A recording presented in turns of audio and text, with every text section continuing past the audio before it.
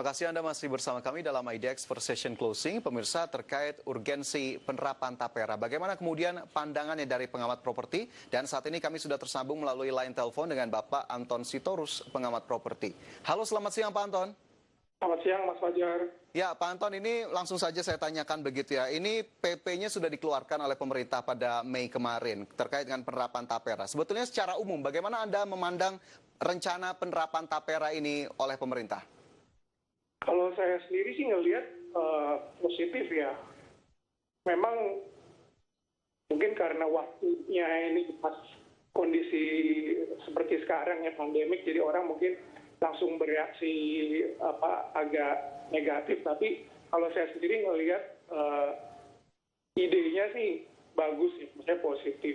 Oke, nah ini boleh di-highlight atau tidak Pak? Positifnya sebetulnya lebih ke mananya? Apakah memang ke pekerjanya Anda lihat ini positif sekali sebagai sarana untuk membantu para pekerja, atau justru untuk industrinya sendiri Anda lihat? Ya, untuk dua-duanya. Jadi kan tujuannya adalah untuk pemenuhan kebutuhan rumah buat karyawan. Dan buat industri properti pun juga dalam kondisi beberapa tahun belakangan ini agak lesu. Mungkin kalau ini nantinya dilaksanakan dengan baik akan bisa mendorong pembangunan perumahan ya baik untuk MBR maupun juga yang segmen-segmen lainnya lebih dinamis lagi ke depan. Oke, tapi jika kita lihat dengan PP yang sudah diterbitkan, dan tadi juga Anda sudah sebutkan mungkin waktunya saja yang akhirnya membuat cukup banyak masyarakat yang merespon. Sebetulnya hal apa yang memang Anda lihat menjadi titik utama dari respon yang sepertinya cukup banyak didengungkan oleh masyarakat terkait dengan penerapan tapera? Ya, kalau saya ngeliat sih karena waktunya ini yang mungkin dirasa sebagian orang kurang pas ya. Tapi kalau saya sendiri ngelihat, kalaupun tetap dilaksanakan dalam waktu sekarang, saya pikir nggak masalah, karena intinya ini yang diuntungkan nantinya bukan siapa-siapa, melainkan karyawan itu sendiri gitu ya. Karena kan ini tabungan ya, bukan pemotongan gaji gitu. Kedua juga sebenarnya kalau dilihat dari jumlahnya itu kan hanya 2,5% ya. Jadi kalau saya bilang kalau hitung-hitung berhemat gitu, mengurangi biaya rokok atau biaya-biaya lain dalam sebulan mungkin bisa menutupi tabungan ini gitu, yang tujuannya akan memudahkan karyawan untuk mendapatkan perumahan. Karena terus terang aja sekarang ini buat mendapatkan rumah bukan sesuatu yang gampang gitu. Jadi kalau ada fasilitas seperti ini ya mungkin akan membantu gitu ke depannya.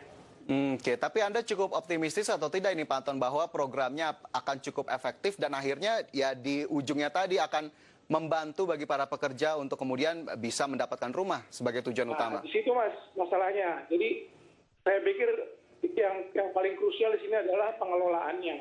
Karena ya sejarah membuktikan gitu, seringkali kita ada program-program yang bagus dari atas, tapi begitu implementasi di lapangan itu kadang-kadang nggak jelas ya. Kita tahu sebelumnya kita ada FLPP ya. Cuma sampai sekarang kita melihat juga belum berjalan maksimal. Padahal sebenarnya kalau program-program pemenuhan kebutuhan perumahan dari dulu sudah banyak ya. Ya, kita Cuma tahu. memang yang menjadi isu paling sensitif buat saya kadang pengelolaannya gimana, harus dijalankan dengan profesional, dengan transparan, dan bisa membuktikan bahwa program ini memang benar-benar bisa membantu masyarakat, nggak hanya sekedar wacana atau hanya sekedar formalitas gitu ya. Ya. Tapi apakah kemudian tidak bisa kita katakan bahwa mungkin sebagai saran juga bagi pemerintah harusnya fokus saja kepada program yang sudah ada seperti FLPP, bahkan di BPJS saja sudah juga ada program untuk membantu pekerja untuk bisa mendapatkan rumah begitu tanpa melalui tapera ini. Kalau Anda sendiri melihatnya seperti apa, Pak Anton? Kalau secara konsep saya melihat tapera ini lebih punya potensi lebih efektif. Kalau FLPP itu kan lebih ke pembiayaan. Oke. Kalau tapera ini kan sebenarnya konsep yang sudah dari dulu ada ya. Kalau misalnya di PNS ada tata perum gitu ya, lalu ada di ABRI juga ada seperti itu. Bahkan kalau kita lihat ke negara-negara lain juga sebenarnya konsep seperti ini yang paling umum gitu. Jadi kalau ini memang sekarang ingin coba diangkat kembali dan difokuskan, saya pikir itu yang harus dikerjakan. Jadi dipertajam, nggak usah banyak modifikasi, tapi yang penting dijalankan dengan pengelolaan yang benar-benar profesional, transparan, dan terbukti. Ya, proyek-proyeknya nantinya kalau misalnya terbukti, pasti masyarakat akan melihat bahwa program ini memang bagus. Masalahnya kan sekarang kan ini baru di launching, lalu juga kondisinya seperti sekarang ya. Jadi orang masih bertanya-tanya ini apa gitu.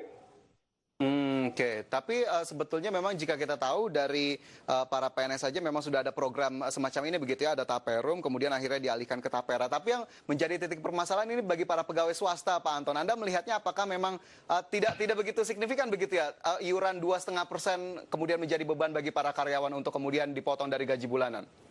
Saya pikir kita nggak usah ngomong sampai ke situ dulu, karena kan untuk swasta kan masih belum tahu nanti gimana pelaksanaannya. Yang penting gini, kalau nanti badannya ini bisa benar-benar menjalankan dan sudah terlihat buktinya, saya pikir swasta jangan-jangan malah berbondong-bondong ingin ikutan kalau memang programnya bagus. Oke, jadi memang masyarakat sepertinya menunggu bagaimana kemudian berjalannya program ini, begitu ya Pak Anton? Saya pikir itu kuncinya. Oke, nah terkait industrinya sendiri, apakah kemudian industri properti menyambut dengan baik program Tapera ini?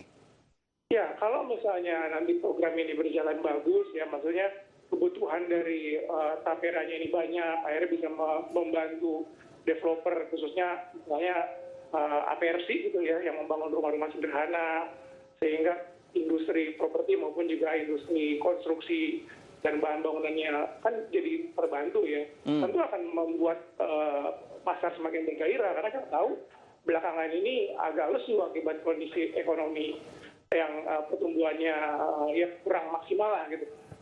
Oke, jadi multiplier efeknya Anda lihat juga akan dirasakan begitu ya oleh sektor properti?